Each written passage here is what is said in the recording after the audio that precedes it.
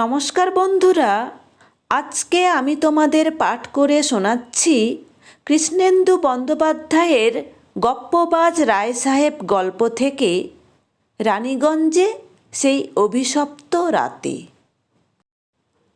আলকাত্রার মতো অন্ধকার, চারপাশে কিচ্ছু দেখা যাচ্ছে না, শুধু কালো কালো ছায়ার মতো গাছগুলো সাঁই সাঁই করে ছুটে যাচ্ছে পেছনের দিকে, আর পিচে মোড়া মসৃণ রাস্তাটা ধরে হু হু করে এগিয়ে চলেছে আমাদের গাড়িটা। ড্রাইভার রামশরণের পাশে বসে আমি তখন হালকা আলস্যে চোখ দুটো বোধহয় বুজিয়ে ফেলেছিলাম।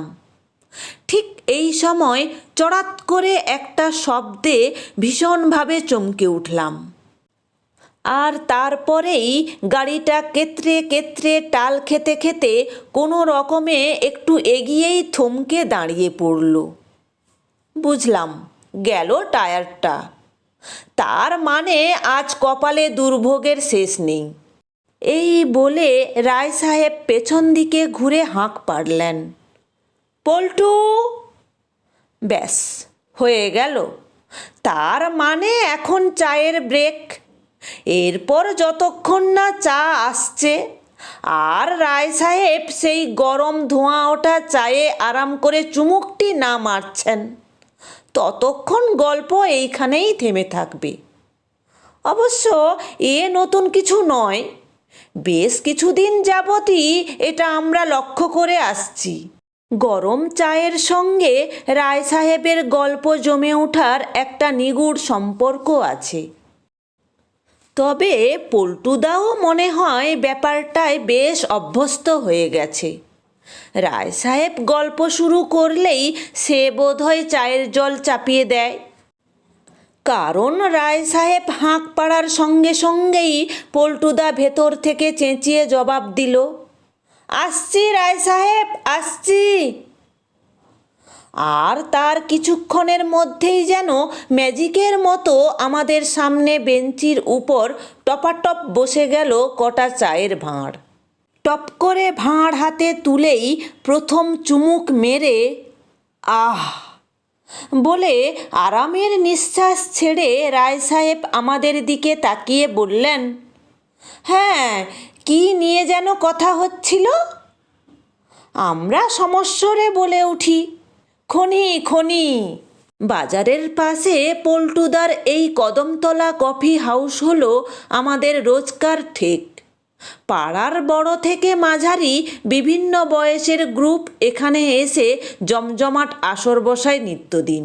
আমরা 5 বন্ধুও মাধ্যমিক পরীক্ষা দেবার পর হঠাৎ বড় হয়ে উঠে এখানে জমায়েত হতে শুরু করেছি রোজ সন্ধেবেলা। আর এই 5 ভূতের আড্ডাতেই হঠাৎ একদিন আবিষ্কার করেছি এই রায় সাহেবকে। ভদ্রলোকের পুরো নাম কি আমরা জানি না, সকলের মতোই আমাদের কাছেও তিনি শুধুই রায় সাহেব। সপ্তাহে 1 দিন কি 2 দিন তিনি কৃপা করে পদধূলি দেন আমাদের ঠেকে, তারপর আকস্মিকভাবেই খুলে ধরেন তার ঝুলি।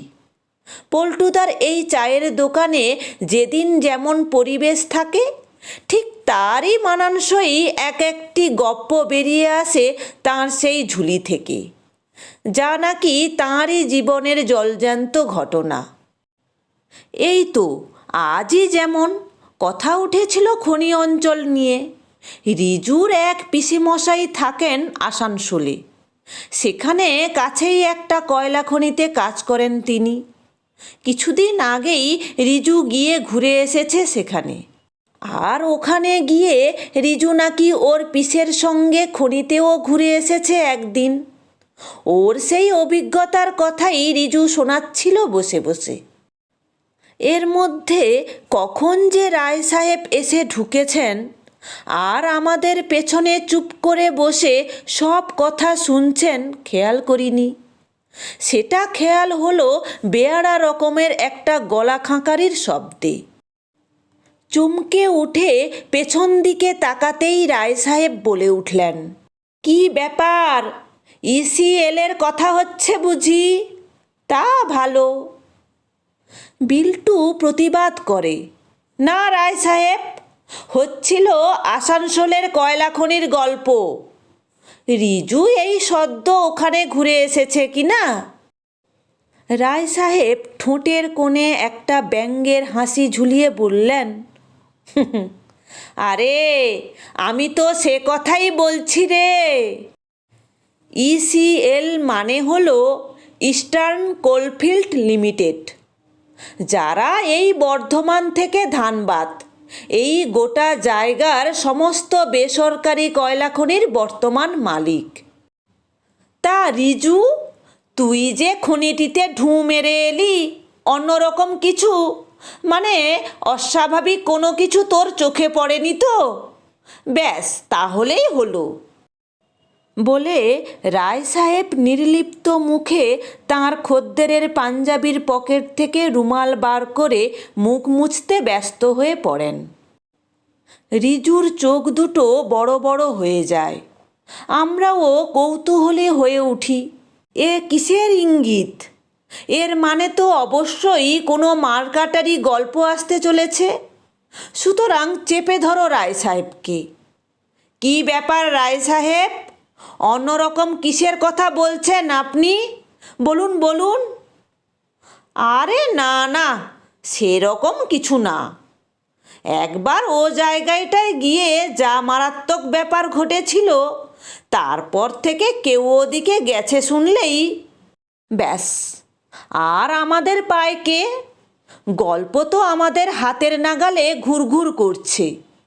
অতএব রায় সাহেবকে চেপে চুপে ধরতেই শুরু হয়ে গেল গল্প। আর গল্প শুরু হতে না হতেই এলো চা। তারপর সেই চায়ের মেজাজে চলল রায় সাহেবের গল্প, থুড়ি জীবনের প্রত্যক্ষ অভিজ্ঞতা।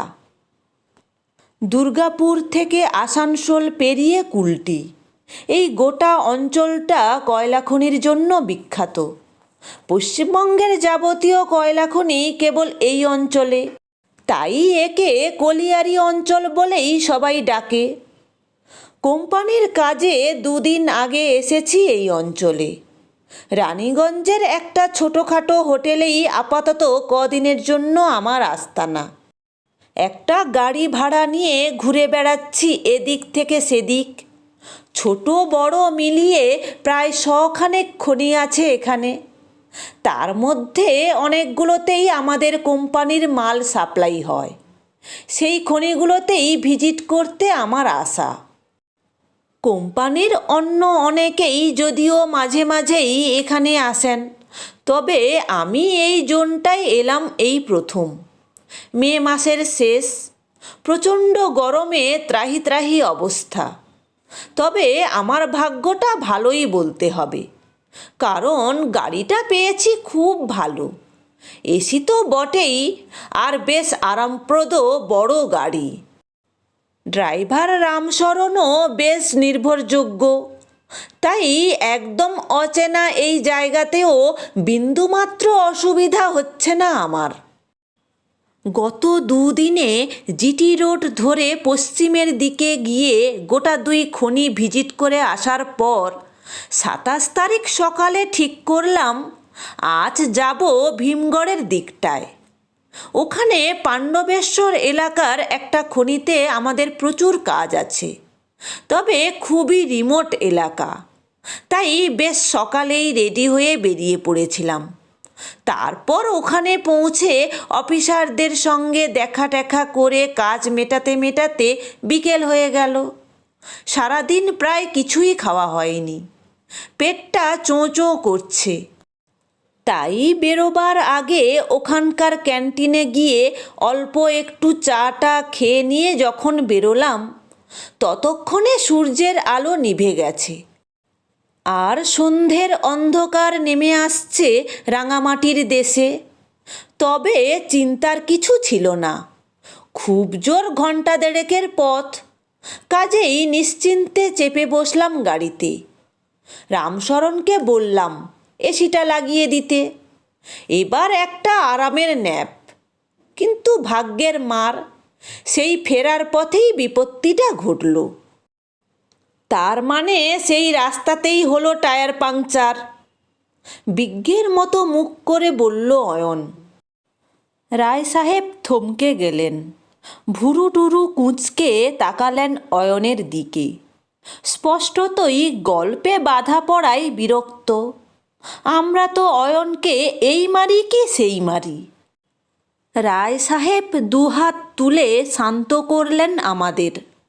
তারপর ধীরে সুস্থে বুক পকেট থেকে বের করে আনলেন কাগজে মোড়া একটা পানের খিলি। পানটা মুখে পুরে আবার শুরু করলেন। তখন বাজে প্রায় 7:45। আর আধ ঘন্টার মধ্যেই জিটি রোডে এসে পড়ার কথা। রাস্তা পেরোলেই রানীগঞ্জের এলাকা শুরু। তারপর ওখান থেকে আমার হোটেল আর কতটুকু। কিন্তু ঠিক সেই সময়ই চড়াত করে শব্দটা হলো, আর গাড়িটা টালমাটাল হয়ে রাস্তার পাশে দাঁড়িয়ে পড়তেই বুঝলাম যা হবার হয়ে গেল। আজ কপালে দুর্ভোগ নাচছে। রামশরণ নেমে গাড়ির ডিকি থেকে যন্ত্রপাতি আর স্টেপরি বের করে চাকা পাল্টানোর আয়োজন করতে লাগলো। আমারও হালকা তন্দ্রাটা তখন টেনশানের চোটে উধাও। আমিও গাড়ি থেকে নেমে পড়লাম। তারপর আশেপাশে টুকটুক করে একটু পায়চারি করতে লাগলাম। পিচ ঢালা রাস্তাটা পুরো শুনশান। আগে যদিও বা একটা আধটা গাড়ি বা সাইকেল কিংবা ভ্যান রিক্সা দেখা যাচ্ছিল, এখন কিছুরই দেখা নেই। রাস্তার একদিকে ধু ধু ফাঁকা জমি পড়ে আছে বহুদূর পর্যন্ত, আর একদিকে রাস্তার ধারে গায়ে গায়ে ঘেঁষা কয়েকটা নারকেল গাছের পিছনে ঢালু হয়ে নিচে নেমে গেছে জমিটা। তারপরেই প্রচুর ঝোপঝাড় আর ছোট বড় গাছপালার জঙ্গল। তার পিছনে কি আছে সেটা আর দেখা যাচ্ছে না। হাঁটতে হাঁটতে বোধহয় কিছুটা দূরে চলে গিয়েছিলাম। হঠাৎ পিছনে কারও দৌড়ে আসার শব্দ শুনে চমকে ঘুরে তাকালাম।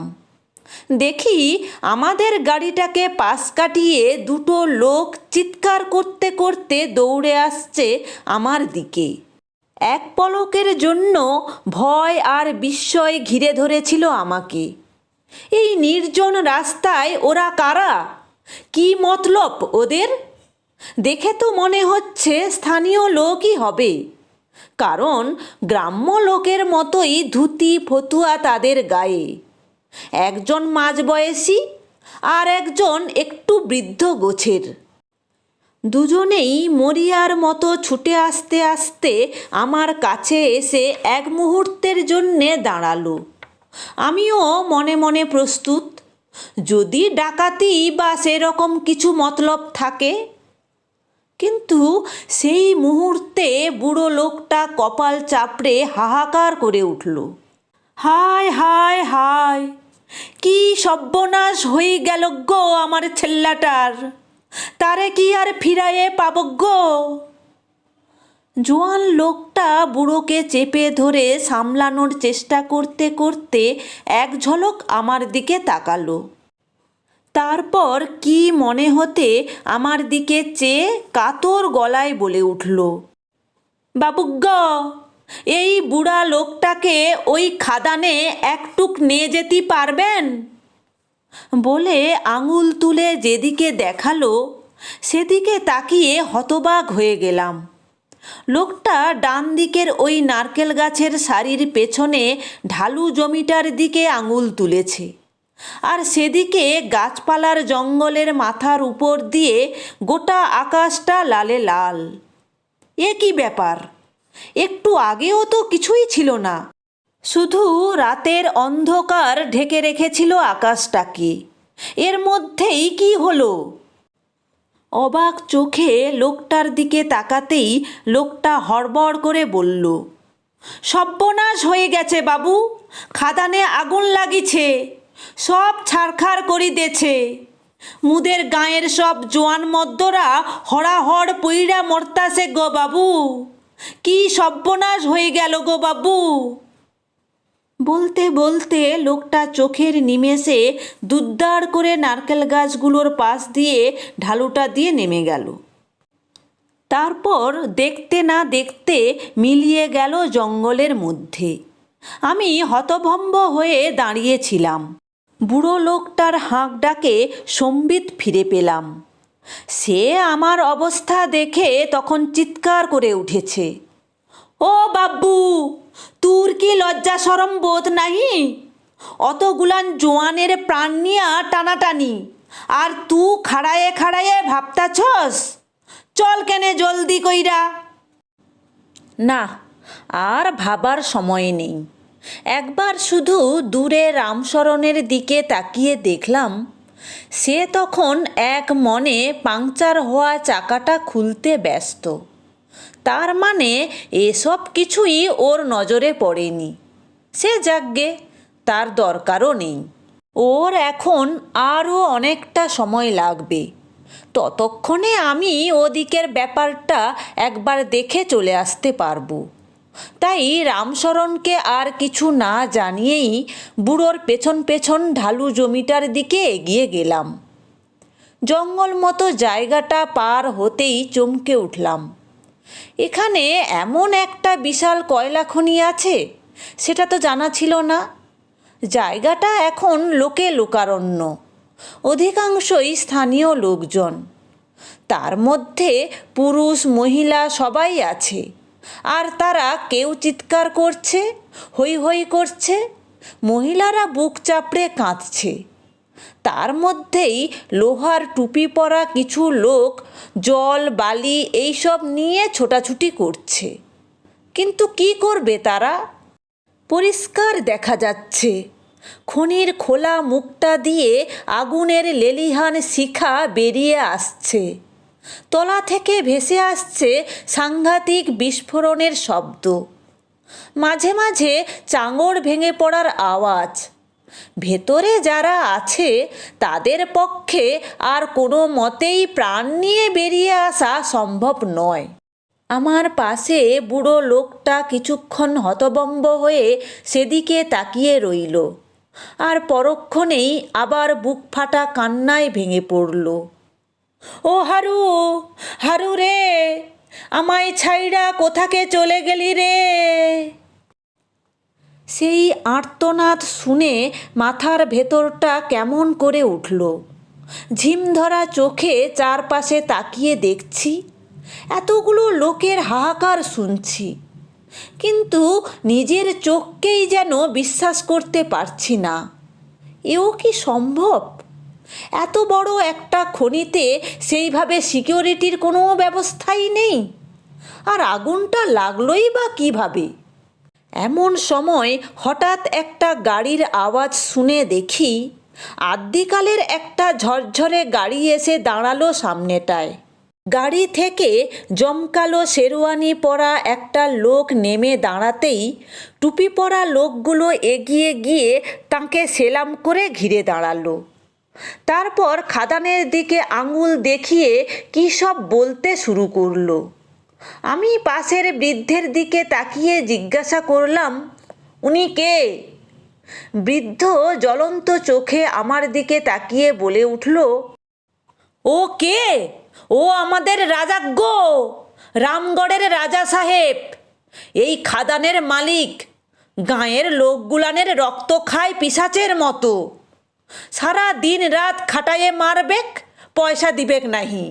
আর আজ বৃদ্ধের চোখ দুটো ওই খনির আগুনের মতো জ্বলে উঠল হঠাৎ।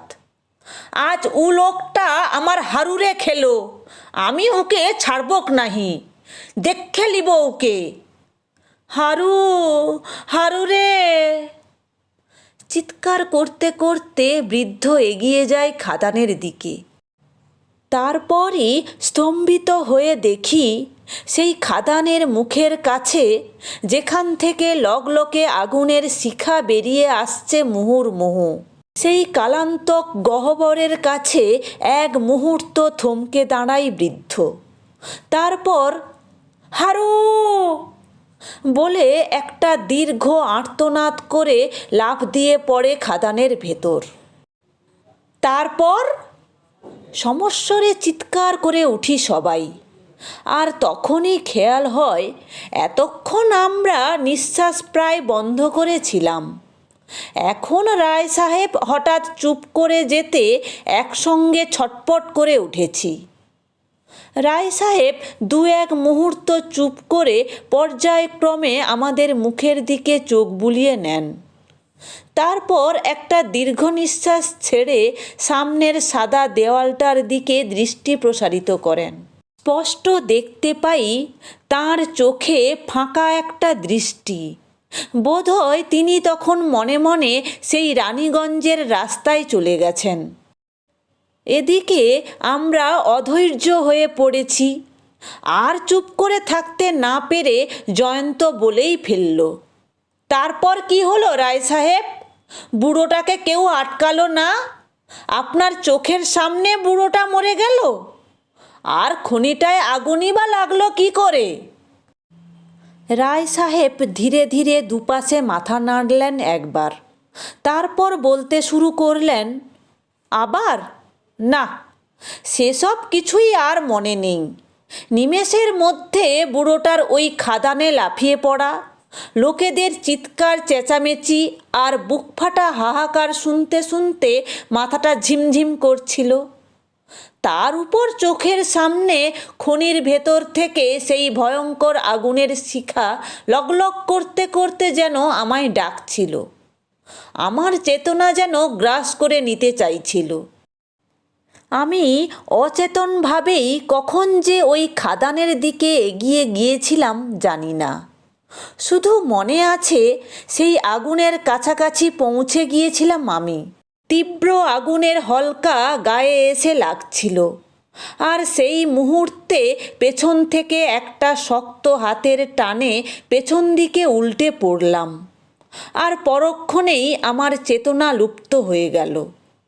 জ্ঞান ফিরে পেলাম রামশরণের জলের ঝাপটায়। শুনলাম নারকেল গাছগুলোর সারির পেছনে ঢালু জমিটা থেকে ও আমাকে উদ্ধার করে তুলে এনেছে রাস্তায়। তারপর সেখান থেকে দু একজন পথচারীর সাহায্যে গাড়িতে এনে শুইয়েছে। সে কি? রিজু বলে উঠল, তার মানে পুরো ব্যাপারটাই আপনার কল্পনা? কোনোভাবে জ্ঞান হারিয়ে ফেলে পড়ে গিয়েছিলেন, আর তারপর? রিজুর কথা শেষ হবার আগেই তাকে থামিয়ে দিয়ে শক্ত গলায় রায় সাহেব বলে উঠলেন, না রিজু, ব্যাপারটা ঠিক অতটা সহজ নয়। কারণ এ গল্পের শেষটা এখনো বলিনি আমি। রিজু চুপ করে যায়। রায় সাহেব বলতে থাকেন, একটু সামলে উঠে রামশরণকে পুরো ব্যাপারটা বলি। সেই রাস্তা দিয়ে দুজন লোকের দৌড়ে যাওয়া থেকে খাদানের সেই ভয়ঙ্কর আগুন, বুড়ো লোকটার খাদানে ঝাঁপিয়ে পড়া, তারপর রামগড়ের রাজা, আর সবশেষে আমার ঘোরের মধ্যে খাদানের দিকে চলে যাওয়া, সব কিছু। রামশরণ এক মনে সমস্ত ঘটনা শোনার পর যা বলে, তাতে অপার বিস্ময়ে আমার সমস্ত চিন্তাভাবনা ওলটপালট হয়ে যায়। আসলে এই ঘটনাটা পুরোটাই একটা অভিশপ্ত ইতিহাস। 1965 সালের 27শে মে রাত্রে এই সাংঘাতিক ঘটনাটা সত্যি ঘটেছিল ধানবাদের কাছে ধরি কলিয়ারিতে, যার মালিক ছিলেন রামগড়ের তখনকার রাজা। সে রাত্রে এক ভয়ঙ্কর বিপর্যয়ে ছারকার হয়ে যায় গোটা কলিয়ারি। মারা যায় মোট 268 জন শ্রমিক। সেই সঙ্গে সেই প্রাণঘাতী আগুনে ঝাঁপ দিয়ে আত্মহত্যা করে হারাধন সাঁপুই নামে এক শ্রমিকের বাবা। সেই থেকে প্রতি বছর এই 27শে মে রাত্রে রানীগঞ্জ থেকে ধানবাদ, এই গোটা জায়গাটায় কোথাও না কোথাও ফিরে আসে সেই রাত। আর হারাধনের বাবার অতৃপ্ত আত্মা কাউকে ঠিক নিশির ডাকের মতো ডেকে নিয়ে যায় সেই খনিতে আগুনে ঝাঁপ দেবার জন্য। এই দিনটাও ছিল সেই 27শে মে, আর ভাগ্যচক্রে সেই অভিশাপ নেমে এসেছিল আমার ভাগ্যে। এতটা বলার পর রায় সাহেব ক্ষণকালের জন্য থেমে যান। তারপর কীরকম একটা থমথমে মুখে বলে ওঠেন, হ্যাঁ, তোদের মতোই আমিও প্রথমে ব্যাপারটা বিশ্বাস করতে চাইনি। ভাবছিলাম আগে হয়তো কোনোভাবে গল্পটা শুনে থাকতে পারি, আর তারপর সেদিন অজ্ঞান হয়ে পড়ায় অবচেতনে সেটাকে নিজের চোখে দেখেছি বলে ভাবছি। কিন্তু তারপর আমরা আবার সমস্বরে বলে উঠি। একটা বিরাট চমকের কথা শোনার জন্য আমাদের মন ছটপট করছে।